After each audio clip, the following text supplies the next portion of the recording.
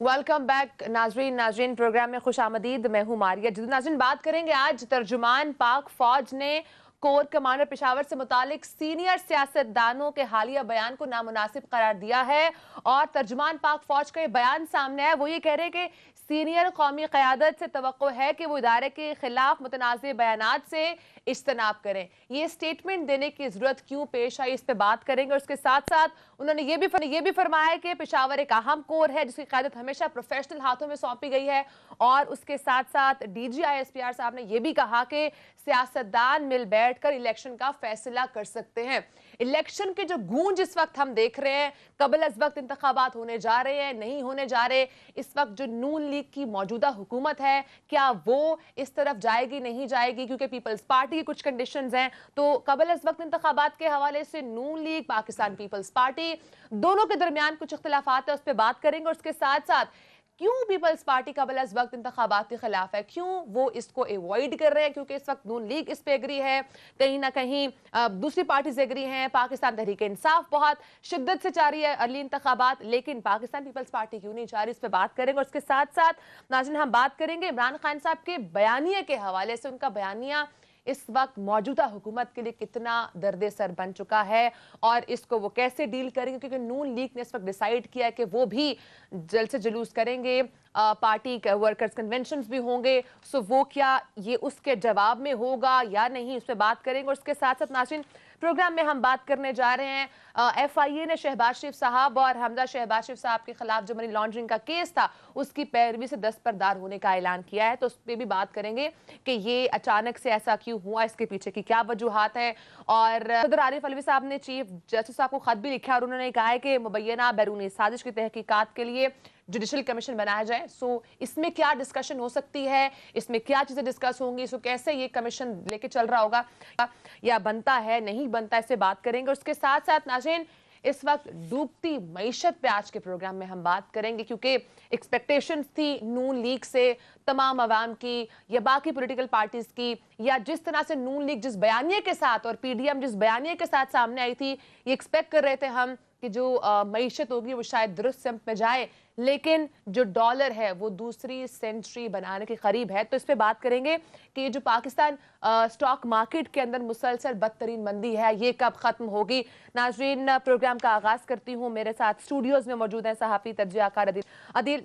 Programme का आगाज भी मैं आपसे ही करूंगी, आगे कुछ जाके हमें गेस्ट भी ज्वाइन करेंगे, उनसे भी हम इस पे उनका मौक़िफ़ भी लेंगे। लेकिन आज जो DGISPR का बयान सामने आया, उन्होंने कहा है कि ये जो इस वक्त सीनियर क़यादत, सियासी सीनियर क़यादत इस वक्त जो बयानात दे रही है, क्या ये उसकी तरफ इशारा था जो कल ज़रदारी साहब ने कोर कमांडर पेशावर के बारे में कुछ अल्फाज बोले थे। और इस जो सिचुएशन इस वक्त करंट पॉलिटिकल सिचुएशन चल रही है, उस वक्त ऐसा बयान देना और फिर इस तरह से वजाहत सामने आना, इस पर आपका क्या कॉमेंट है? जी, हमारी जो सियासी क़यादत है ये अस्करी क़यादत के हवाले से या फ़ौज को सियासत में ड्रैग करने के हवाले से ये मामला तो काफ़ी देर से चल रहा है, लेकिन कल हाइप उस वक्त क्रिएट हो गई जब आसिफ अली ज़रदारी साहब ने कल कोर कमांडर पेशावर से मुतल्लिक रिमार्क्स दे दिए। अगरचे उसकी बाद में वजाहत जारी कर दी गई, लेकिन मैं समझता हूँ कि वजाहत जारी करने के बावजूद ज़ाहिर है फ़ौज के एक कोर कमांडर, उनसे मुतल्लिक इस तरह के अल्फाज इस्तेमाल हुए। और उसके बाद फिर मरियम नवाज साहिबा ने भी बात कर दी आज अगले आर्मी चीफ की तैनाती के हवाले से। अब सियासतदान गली मोहल्लों में खड़े होकर प्रेस कॉन्फ्रेंस करके आर्मी चीफ का क्राइटेरिया क्या अब ये तय करेंगे कि क्या होना चाहिए और क्या उसमें खसूसियात होनी चाहिए। और इस तरह पाक फौज को इस तरह डिबेट बना देना ये मुल्क के लिए अच्छा नहीं है, ये हमारे इदारों के लिए अच्छा नहीं है, ये खुद पाकिस्तान की सियासत के लिए अच्छा नहीं है। लेकिन कोई भी सियासी जमात हो वो हस्बे तौफीक इसमें अपना हिस्सा डाल रही है, क्योंकि जब तक ये हमारे जो सियासी क़यादत है ये खुद इससे बाज नहीं आएंगे उस वक्त तक इनके कारकुन और आम आवाम सोशल मीडिया पर बैठ के जब इन चीज़ों को डिबेट का हिस्सा इसलिए बना देती है कि जब वो देखते हैं कि ये सियासी क़यादत इस तरह के बयान दे रही है। अगरचे कल ज़रदारी साहब ने इसकी वजाहत कर दी थी, लेकिन आज मरियम नवाज साहबा ने जब बात की, जी अगले आर्मी चीफ की बात हो रही है, वो कैसा होना चाहिए, ये मामला रुकना चाहिए, ये सिलसिला रुकना चाहिए। मुल्क अफोर्ड ही नहीं कर सकता ये یہ ادارے افورڈ ہی نہیں کر سکتے, ہمارا ایشوز سسٹم سے افورڈ ہٹ نہیں کر کر سکتا. تمام ایسے ریلیونٹ ٹاپکس پر بات کی جا رہی ہے. دیکھیں یہ ان کا کام ہی نہیں ہے اس طرح سے بات کرنا. ایک جانب یہ خود کہتے ہیں سارے کہ جی سیاست میں رول نہیں ہونا چاہیے, سارے مانتے بھی ہیں, لیکن سب کی خواہش بھی ہوتی ہے کہ جی یہ اپنا کردار ادا کریں, انوالو یہ خود کرتے ہیں. آج D I S P R صاحب نے یہ کہا بھی, ایک ٹیلی ویژن چینل پہ بیپر دیتے ہوئے کہا کہ جو ملاقاتیں ہوتی ہیں یہ درخواستیں بھی ان کی جانب سے آتی ہیں, لیکن پھر الٹ جو ہے وہ انداز میں پیش کر دیا جاتا ہے.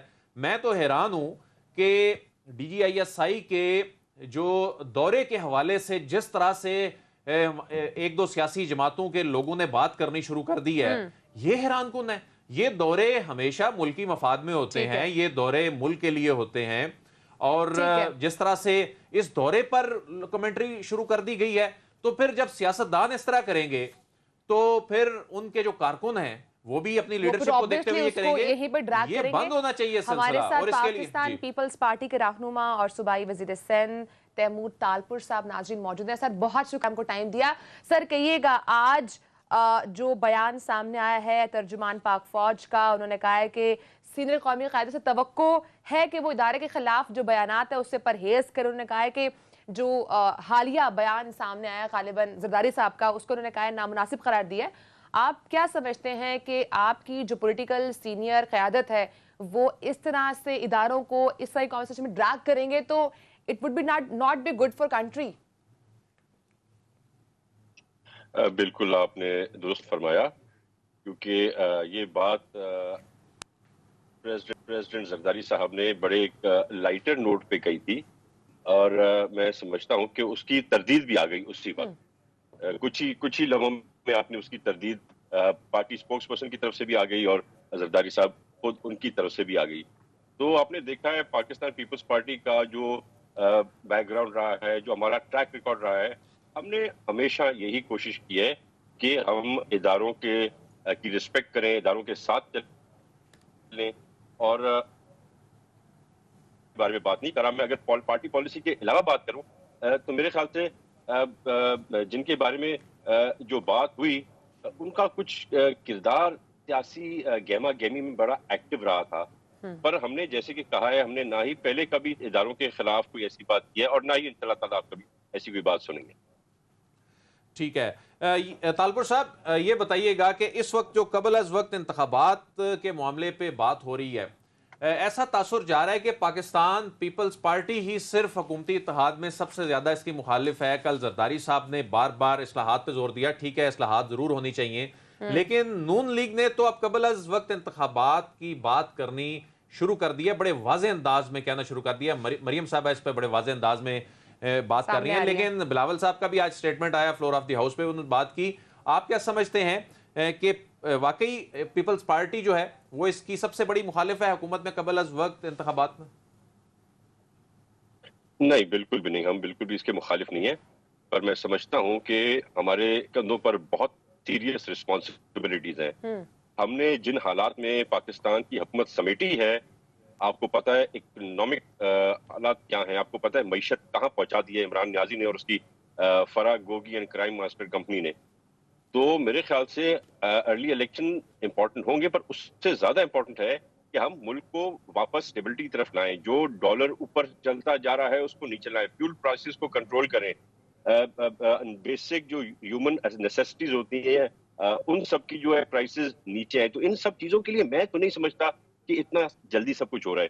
ہاں, جہاں تک آپ نے بات کی شاہد خان عباسی صاحب کی, شاہد خان صاحب یا دوسرے جو بات کر رہے ہیں نون لیگ سے, تو ان کی بات میرے خیال سے اتنی زیادہ میٹر نہیں کرتی, کیونکہ اینڈ آف دا ڈے وہ ہونا ہے جو میاں صاحب اور پریزیڈنٹ زرداری صاحب آپس میں بیٹھ کے فیصلہ کریں گے وہ فائنل ہوگا. جب تک وہ فائنل نہیں ہوتا تو کسی کی کوئی بات کہنے سے میرے خیال سے نون لیگ کی کوئی آفیشیل سٹیٹمنٹ میں اس کو نہیں سمجھتا. لیکن ایک ایسے موقع پر جب اس وقت ملک میں معاشی بحران ہے, حکومت ایک نجی دورے پر لندن میں ہے, تو ظاہر ہے اس میں معاملے کی سنگینی جو ہے اسی پر ہی غور ہو رہا ہے. تو آپ کیا سمجھتے ہیں اس وقت شہباز شریف صاحب کا کابینہ ارکان کے ساتھ جو دورہ ہے اور میاں نواز شریف صاحب سے ملاقات ہے, آپ اس کو کس طرح سے دیکھتے ہیں؟ میں پاکستان پیپلز پارٹی کا سپوکس پرسن تو ہو سکتا ہوں, پر میں نون لیگ کا نہیں ہو سکتا. بہرحال جہاں تک میری اپنی رائے ہے, میں سمجھتا ہوں یہ جو حکومت ہے یہ شہباز شریف کی نہیں، پر یہ پاکستان مسلم لیگ نون کی حکومت ہے۔ نون کے جو پارٹی کے سربراہ ہیں وہ لندن میں ہیں، تو میں سمجھتا ہوں اگر وہ ایک دورے پہ نکلے ہیں اور وہ وہاں سے کچھ بہتر سوچ سمجھ لانا چاہتے ہیں اپنی لیڈرشپ سے، تو میں تو اس میں کوئی حرج نہیں سمجھتا۔ میرے خیال سے جو کام ہے وہ چل رہے ہیں، گورننس بہت بہتر ہے پہلے سے، شہباز شریف لندن بیٹھے ہوں یا کراچی بیٹھے ہوں، میں خود دیکھتا رہتا ہوں کہ وفاقی حکومت کی جو ورکنگ ہے اس میں کافی امپروومنٹ آئی ہے۔ آپ کو پتا ہے کہ Shahbaz Sharif is a hard worker and a good administrator, تو میرے خیال سے کام اچھا جا رہا ہے جہاں تک طالپور صاحب کہیے گا، کل زرداری صاحب نے کہا تھا کہ اگر قبل از وقت انتخابات کی طرف جانا تو اس سے پہلے الیکٹورل ریفارمز ضروری ہیں، تو آپ کی پارٹی کیا الیکٹورل ریفارمز چاہ رہی ہے؟ دیکھیے ماریہ، جہاں تک بات ہے اس حکومت کے ایگزسٹنس کی، جو سب سے مین ایجنڈا ہے جس پہ ساری پی ڈی ایم کی جماعتیں جو ان کی بیسک شکایت تھی یا جو پاکستان پیپلز پارٹی کو خدشے رہے ہیں، جو آج تک جتنی بھی جمہوری طاقتیں ہیں ان سب کو جو خدشہ رہا ہے کہ جس طرح سے الیکشنز میں انٹرفیرنس کی جاتی ہے، کبھی کبھار لوگوں کو سپورٹ کیا جاتا ہے، کسی کو اپوز کیا جاتا ہے، تو ایسے ریفارمز ہمیں لانے ہیں جس میں 1 مہینہ لگے، 1 سال لگے، وہ that does not matter. What matters is کہ وہ ریفارمز لانا بہت ضروری ہے تاکہ الیکشن کا جو پروسیس ہے وہ بالکل ٹرانسپیرنٹ ہو، کوئی چاہتے ہوئے بھی کسی بھی طرح سے انٹرفیئر نہ کر سکے۔ لیکن ریفارمز کا طالپور صاحب مطلب جو ہے وہ یہ سمجھا جا رہا ہے کہ صرف اوورسیز پاکستانیوں کو ووٹ کا حق جو ہے وہ واپس لینا ہے۔ کل زرداری صاحب نے بھی اس پہ بہت زیادہ فوکس کیا، تو یہ ایک تاثر ہے کہ ریفارمز کا مطلب صرف انٹرنیٹ ووٹنگ کا خاتمہ ہے یا ای وی ایم کا خاتمہ ہے؟ انہوں نے کل تھوڑا سا کلیئر بھی کیا۔ نہیں، اس میں جی ماری، اس میں بہت سی چیزیں ہیں۔ اس میں one of the components of the reforms جو ہے جن کی آپ بات کر رہے ہیں، پر اس کے علاوہ اور بھی بہت کمپوننٹس ہیں جن پہ ہمیں غور کرنا پڑے گا to make the process clear and transparent. ٹھیک، تو یہ بتائیے کہ عمران خان کا اس وقت جو بیانیہ ہے، عمران خان تو آپ سندھ آنے کی بات کر رہے ہیں، زرداری صاحب نے تو ویلکم کیا کل، اور عمران خان کا بیانیہ ایک جانب یہ تو دیکھیں اس سے انکار نہیں کیا جا سکتا کہ وہ ان کے اپنے فالورز میں کافی زیادہ مقبول ہو رہا ہے ان کا بیانیہ، دوسری جانب مہنگائی کا چیلنج ہے، اور یہ دونوں چیزیں کیا حکومت کے لیے، اتحادیوں کے لیے درد سر نہیں بن گئی؟ دیکھیں جی، بہت دکھ کی بات ہے کہ اپنی حکومت حاصل کرنے کے لیے جس قسم کا ایک بحران نیازی لانا چاہتا ہے، نیازی اور نیازی صاحب کے سمیت ان کے جو عمرانڈوز ہیں وہ ایک غلط پاتھ پر چل رہے ہیں۔ میرے خیال سے ان کو سمجھانا پڑے گا ہمیں کہ ایسی کوئی سازش نہ کریں اپنی سیٹ کی بھوک کی لالچ میں کہ آپ اپنے ملک کو ایک ایسی خطرناک جگہ پر لے آئیں۔ میرے خیال سے کوئی ایسا بڑا ایشو نہیں ہے ان کو فیس کرنا، کیونکہ یہ غیر سیاسی لوگ ہیں، نہ انہوں نے کبھی جیلیں دیکھی ہیں، نہ ان لوگوں نے کبھی کوئی کیسز فیس کیے ہیں۔ آپ نے دیکھا ان کے وفاقی وزراء جو بڑی بڑی ماریا باتیں کرتے تھے، وہ اپنے اریسٹ ہونے کے ڈروں میں سارے کورٹ بھاگ گئے۔ مطلب اتنا بھی ڈر کیا ہوتا ہے جی؟ سیاست ہے، سیاست میں تو جیل دیکھنی ہوتی ہے نا آپ کو۔ تو اگر یہ لوگ نہیں سدھرے تو ان کو سدھارنا پڑے گا، and I think they need to taste of their own medicine، کیونکہ مجھے پتا ہے جس طرح سے عمران نیازی نے روتے روتے منتیں کی تھی ہمیں کہ کسی بھی طرح میری حکومت چلنے دو، تو تبھی ہمیں پتا چل گیا تھا he is very desperate۔ ٹھیک ہے، طالبور صاحب کہیے گا، اس وقت عمران خان صاحب یہ کہہ رہے ہیں کہ ہم نے 20 لاکھ لوگوں کا ایک مارچ اسلام آباد کی طرف لے کر آنا ہے، تو نون لیگ تو اس میں یہ کہہ رہی، رانا ثنا صاحب کا بیان سامنے آیا کہ ہم نہیں آنے دیں گے، ہم روکیں گے، لیکن پاکستان پیپلز پارٹی کا کیا موقف ہے؟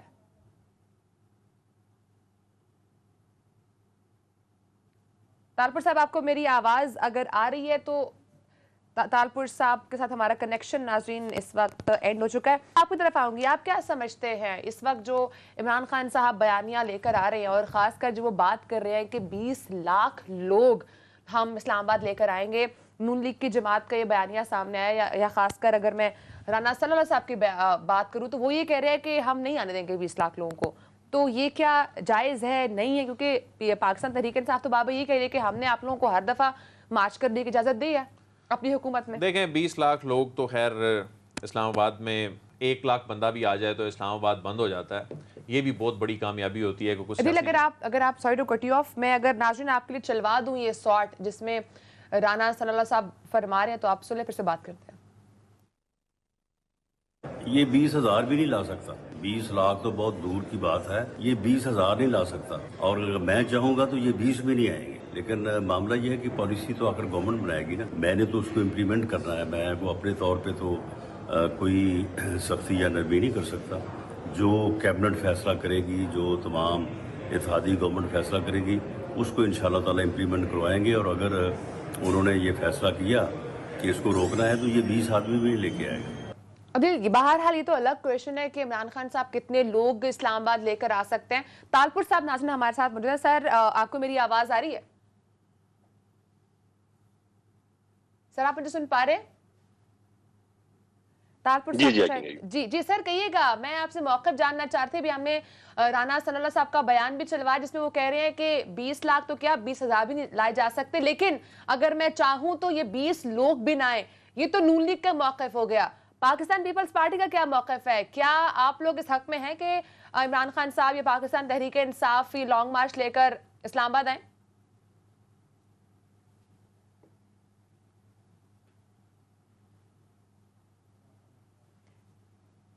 میں سمجھتا ہوں کہ کسی بھی جماعت کو یہ اس چیز کی اجازت نہیں ہونی چاہیے کہ وہ یہاں پر آ کے اور لوگوں کے سیفٹی اور سیکیورٹی کے خلاف جائیں. کسی کو بھی یہ اجازت نہیں ہونی چاہیے کہ آپ اس قسم کی سازش اس ملک کے خلاف کریں. تو میں سمجھتا ہوں کہ steps should be taking. Pakistan Peoples Party کا موقف بڑا کلیئر ہے.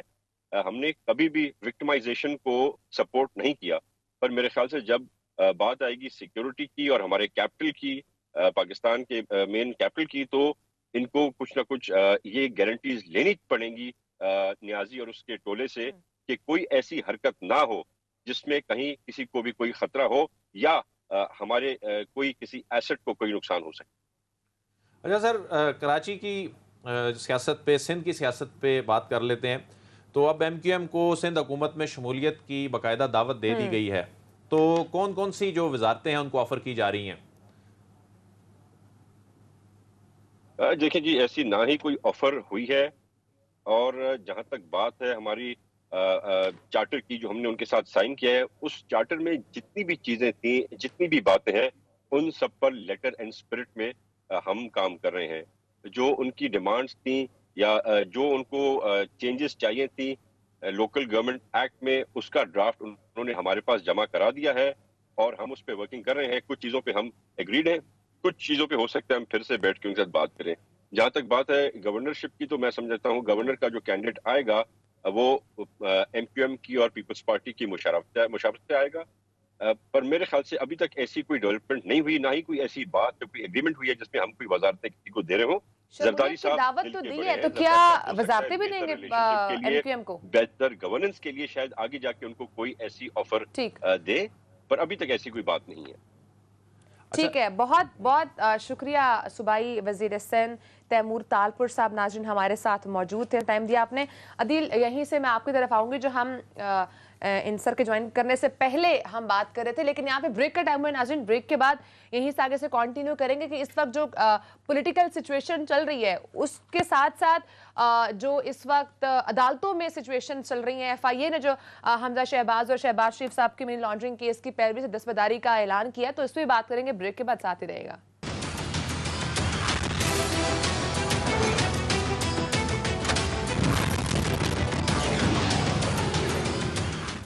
ویلکم بیک ناظرین. اس وقت معیشت مشکل میں ہے لیکن حکومت لنڈن میں موجود ہے.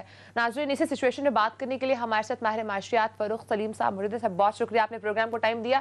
سر کہیے گا, معیشت سب جانتے ہیں اس وقت مشکل میں ہے, بہت سارے فیکٹرز ہیں, ڈالر کی پرائز ہو گئی, مہنگائی ہو گئی, لیکن اگر میں جاننا چاہوں کہ اس وقت معیشت کو ایسے کون سے دو فیکٹرز ہیں جو افیکٹ کر رہے ہیں, وہ کون سے دو فیکٹرز ہوں گے؟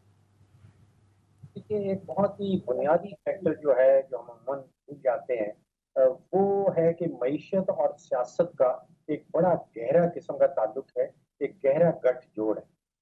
آپ معیشت کا بیانیہ لے کے بیٹھے ہیں اور عمران خان صاحب جو ہیں وہ خانہ جنگی کا بیانیہ لے کے بیٹھے ہیں. پی ٹی آئی کی اعلیٰ ترین قیادت جو ہے وہ خانہ جنگی کا بیانیہ لے کے بیٹھی ہے. اب یہ دونوں بیانیے, ایک طرف خانہ جنگی اور دوسری طرف معیشت, कि मैं समझता हूँ कि दोनों इकट्ठे एक ही मुल्क के अंदर जिंदा नहीं रह सकते हैं। इन दोनों में से एक को दफनाना जरूरी होगा।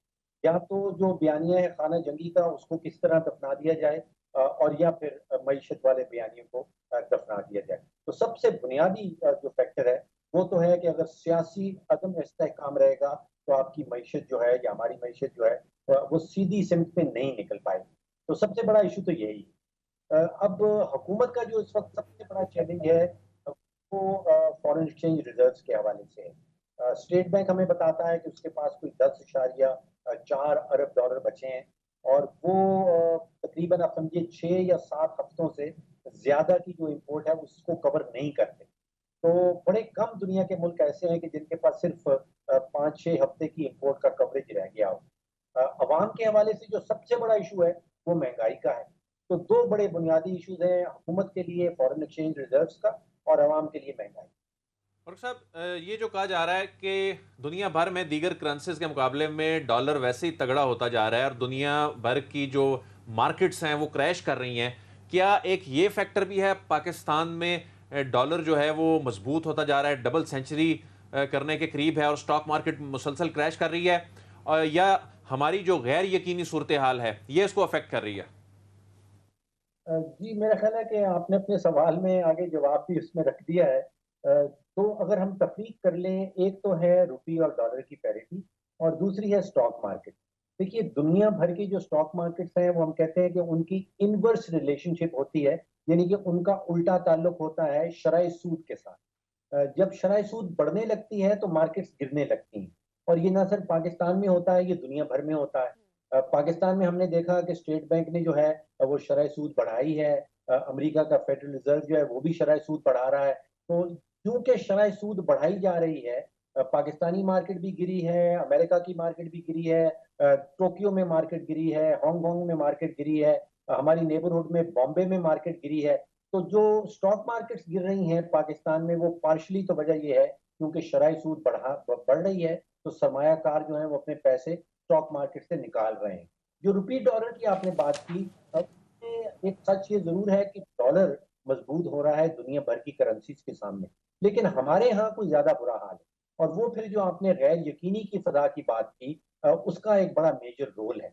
हमें पता नहीं कि हम IMF का हिस्सा बनने वाले हैं या नहीं बनने वाले, और अगर बनेंगे तो उसकी क्या शराइत होंगी, और जब बन जाएंगे तो फिर महंगाई का क्या हाल होगा। तो गैर यकीनी की फजा कहा जाता है कि वो मईशत का सबसे बड़ा दुश्मन होती है, या सरमायाकारों की सबसे बड़ा दुश्मन होती है। फारूक साहब, IMF के पास ना जाने का क्या हमारे पास कोई ऑप्शन है? हमें तो ये कहा जा रहा है कि अगले 2 महीनों में 5-7 अरब डॉलर चाहिए। IMF के डिसिप्लिन में नहीं जाते तो हमारे दोस्त ममालिक भी ताउन करने को तैयार नहीं है, तो हमारे पास क्या ये ऑप्शन है कि हम ना जाएं? देखिए, बड़ा वाज़ेह हो गया है कि सऊदी अरेबिया की जो तिजोरी है उसकी पूंजी भी IMF के पास, और वो भी तैयार नहीं है IMF के बगैर। यूनाइटेड अरब एमिरेट भी नहीं देना चाहता IMF के बगैर, और IMF की पूंजी जो है वो पड़ी है वॉशिंगटन के अंदर। तो इसका मतलब ये हुआ कि जब तक वॉशिंगटन का इशारा नहीं आएगा तो उस वक्त तक IMF पैसे देने के लिए तैयार नहीं होगा, और जब तक IMF के पैकेज में हम हिस्सा नहीं बनेंगे तो सऊदी अरेबिया तैयार नहीं होता, चीन भी शायद तैयार नहीं होता, यूनाइटेड अरब एमिरेट भी तैयार नहीं होता। तो इवेंचुअली इशारा तो आना है वॉशिंगटन से, और वो जब तक नहीं आएगा तो ये मामला बनता नजर नहीं आता। बजट आप जो है वो IMF का बजट देख रहे हैं, क्योंकि अगर IMF के प्रोग्राम में जाना है वहां से इशारा आ भी जाए, लेकिन IMF की कंडीशंस तो अपनी जगह मौजूद हैं और तल्ख फैसले करने पड़ेंगे। तो ये जो अगला बजट है ये अवाम के लिए एक तल्ख बजट आप इसको देख रहे हैं? इसमें कोई शक नहीं है। देखिए, जो हुकूमत जो है, जो 5,000 अरब का बजटरी खसारा करने चली हो, यानी कि पाकिस्तान की 74 साला माशी तारीख का बुलंद तरीन बजटरी खसारा, अब उससे हम ये तवक्को लगा बैठे कि वो रिलीफ दे देगी। उसके पास तो अपने पास पैसा नहीं बचा है, तो वो अवाम को रिलीफ नहीं दे सकती। तो मैं समझता हूँ कि हुकूमत को सच बात जो है वो अवाम के साथ शेयर करनी चाहिए कि मामलात बड़े मुश्किल हैं, मजीद मुश्किलात सामने फरूख आ साहब, आपने बात सकती की हैं। है कि सच बात करनी चाहिए इस वक्त हुकूमत को आवाम के साथ। इसी के साथ हमारी ऑयल प्राइसिंग भी जुड़ी है, क्योंकि इंटरनेशनली काफ़ी रेट्स बढ़ रहे हैं, लेकिन इस वक्त की मौजूदा हुकूमत ये रेट्स नहीं बढ़ा रही है। तो ये कितना नुकसानदेह हो सकता है मईशत के लिए, आगे जाकर आवाम के लिए? देखिए 28 फरवरी को आपको याद होगा साबिक वज़ीर आज़म इमरान खान साहब ने तकरीर की थी और उन्होंने 10 रुपए की सब्सिडी दे दी। वो एक प्योरली सियासी फैसला था, अपनी सियासत चमकाने के लिए फैसला था, उसमें माशी हकीकत कोई नहीं थी। माशी हकीकत मैं इसलिए कह रहा हूँ कि आप देखिए इस वक्त यूनाइटेड नेशंस के कोई 193 मेंबर कंट्रीज हैं और उसमें से सिर्फ एक मुल्क ऐसा है जो महंगा तेल खरीद रहा है आलमी मंडी से और अपनी मार्केट में सस्ता बेच रहा है, और उस मुल्क का नाम है पाकिस्तान। दुनिया में और कोई मुल्क भी ये काम नहीं कर रहा। फिर वज़ीर आज़म शहबाज शरीफ साहब आए और उन्होंने उसी पॉलिसी को बरकरार रखा, कंटिन्यू करने का फैसला किया। वो फैसला भी सियासी था, उसमें भी माशी हकीकत नहीं। तो दोनों फैसले जो हैं वो सियासी हैं, उनमें रियली माशी हकीकत नहीं। समझते हैं कि हुकूमत ने, वैसे तो ये एक पॉलिटिकल क्वेश्चन है लेकिन जुड़ा मईशत से है, कि इनकी मिस कैलकुलेशन थी इस स्टेज पर हुकूमत में आना, इमरान खान की हुकूमत को घर भेजना, क्योंकि अब लोग तो ये बात कर रहे हैं, एक आम आदमी ये बात करता है कि इससे बेहतर तो उनकी मुआशी टीम मामलात को चला रही थी, इनकी टीम तो तजर्बाकार टीम थी। तो आप समझते हैं कि ये गलत वक्त पे आ गए, मिस कैलकुलेट करके आ गए? देखिए मैं नहीं समझता हूँ कि जो माशी बहरान है, जो माशी चैलेंजेस हैं, वो पीएमएल-एन या उनकी माशी टीम के इल्म में नहीं थे। ये हम सबको पता था कि माशी प्रॉब्लम्स कितने सीरियस हैं, कितने बड़े हैं। उनको जानते बूझते हुए इन्होंने हुकूमत संभाली है, और ये कह देना कि शायद पीटीआई की हुकूमत के दौरान कोई टीम एग्जिस्ट करती थी, तो हकीकत ये नहीं है। देखिए कोई 40 महीनों में उन्होंने 4 तो वज़राए खजाना बदले। अब आप अगर एक वजीर खजाना को 9-10 महीने का औसतन टाइम दे रहे हैं, तो आप एक्सपेक्ट नहीं कर सकते कि वो किसी किस्म की पॉलिसी आपके सामने लाएगा। मेरा ख्याल है 6 या 7 दफा तो फाइनेंस सेक्रेटरी बदला गया है, 4 या 5 दफा बोर्ड ऑफ इन्वेस्टमेंट का जो चेयरमैन है उसको बदला गया है, 6 या 7 दफा तो एफबीआर का चेयरमैन, जिसने पूरे मुल्क के लिए आपकी इनकम इकट्ठी करनी है, टैक्स इकट्ठे करने हैं, वो बदली हुए हैं। तो अगर एफबीआर के चेयरमैन को 5 या 6 महीने मिल रहे हैं, तो वो क्या पॉलिसी बनाएगा? तो ये तो हकीकत है कि पीटीआई के पास किसी किस्म की कोई टीम एग्जिस्ट नहीं करती थी, और अगर आपके पास टीम लेकिन ही ये नहीं है तो फिर कोई तजुर्बाकार पॉलिसी टीम जो इस वक्त मौजूद है, आपको क्या लगता है फरूख साहब कि ये डॉलर की जो डबल सेंचुरी होने वाली है इसको रोक सकेंगे? और सजेशन भी दीजिएगा कोई मौजूदा बहरान से निकलने के लिए। देखिए मईशत के अंदर कोई भी जादू की छड़ी नहीं है। अगर हमें कोई ये बताता है कि मेरे पास जादू की छड़ी है और मैं अगले चंद महीनों में जो है वो कमाल कर दूंगा और दूध और शहद की नहरें बहने लगेंगी, तो या समझिए या तो वो खुद धोखे में है या फिर वो आवाम को धोखा देने की कोशिश कर रहा है। देखिए इस वक्त प्रायोरिटी ये है कि सब्सिडीज वापस करनी है। ये हुकूमत का सियासी फैसला है कि वो उसको एक ही किस्त में कर दे और सारा बोझ इकट्ठा डाल दे, या वो एक साथ डाल दे, लेकिन ये बोझ जो है ये पाकिस्तानियों के ऊपर आना होगा, और ये फ्यूचर में जो मसनूई बंद हुकूमत ने बांध के रखा है वो या तो खुद ही टूट जाएगा या हुकूमत को खुद से तोड़ने पे मजबूर हो जाएगी। तो महंगाई का तो मेरी नज़र में एक और सैलाब जो है वो हमारा दरवाजा खटखटा रहा है। अच्छी खबर जो इसमें मुझे नजर आती है वो तारीख ये बताती है कि पीएमएल-एन या उसकी लेड हुकूमत जब आती है तो जनरली जो हमारा जीडीपी ग्रोथ रेट है, जिस रफ्तार से मईशत का पहिया चलता है वो रफ्तार जरा तेज हो जाती है, और उसके नतीजे में जो औसतन आमदन है आपकी और मेरी जो पर कैपिटा इनकम कहलाती है वो कुछ बेहतर होना शुरू हो जाती है। तो महंगाई तो आएगी, उसको हुकूमत नहीं रोक पाएगी, आप में और मेरे में उसकी ठीक है, कुव्वत बर्दाश्त शायद बेहतर हो जाए आमदन बढ़ने के नतीजे में। ठीक है, लेकिन सिचुएशन इस वक्त टफ है। बहुत शुक्रिया माहिर माशियात फरूख सलीम साहब नाज़रीन हमारे साथ मौजूद थे। और मईशत इस वक्त मुश्किल में है, और जैसे उन्होंने कहा कि इस सब के लिए अगर हम बेहतरी चाहते हैं सबसे पहले हमें पॉलिटिकल सिचुएशन उसको उसमें इस्तेहकाम लाना पड़ेगा। नाज़रीन ब्रेक का टाइम है, ब्रेक के बाद हम आपको बताएंगे इस्लामाबाद हाई कोर्ट किस तरह से हर आम और ख़ास को मेरिट पर रिलीफ दे रहा है, क्या स्ट्रैटेजी सामने आई हैं। ब्रेक के बाद से बात करेंगे, साथ रहिएगा।